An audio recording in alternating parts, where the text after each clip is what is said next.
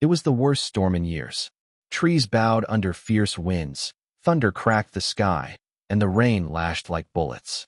Inside a modest countryside house, Ethan Miller, a single dad, tucked his 5-year-old son, Liam, into bed. A former mechanic who'd lost everything in a fire, including his wife. Ethan now worked odd jobs and raised Liam with quiet strength and love.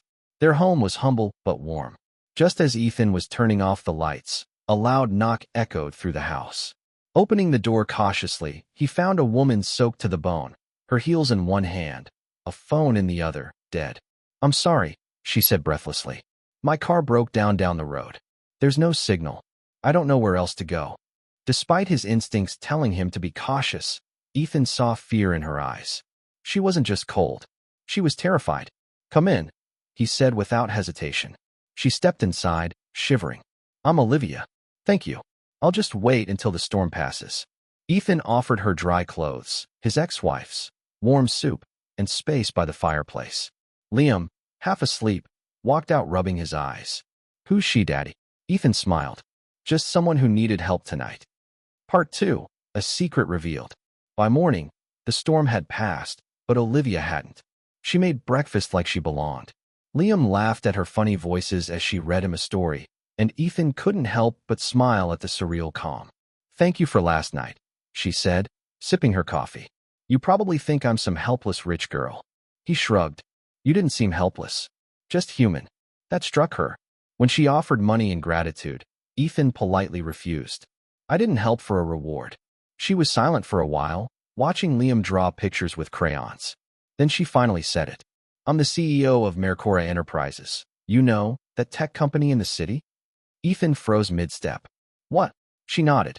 "I was driving to a conference retreat. Took a detour to clear my head. Then lightning hit a tree, and the next thing I knew, I was stranded." Ethan blinked. "And you stayed here, instead of calling in a chopper or something?" Olivia laughed. "I forgot what kindness without an agenda feels like." She looked around the small house, her expression thoughtful. "You said you're a mechanic?" Ethan nodded. "Shop burned down. Haven't caught a break since." She tilted her head. "What if I said I could offer you one?" Part 3. The CEO's offer. 2 weeks later, Ethan sat in a glass-walled office in downtown LA, staring at a sleek black desk. "You want me to run a division?" he repeated, stunned. Olivia smiled. "You're skilled, innovative, and grounded. I need someone to lead our auto tech branch. Someone who knows people, not just profits." "But I'm just a single dad who fixes things." "You're a single dad who offered shelter to a stranger during a storm," she interrupted. "You didn't ask for anything. That's rare." Ethan looked down, processing.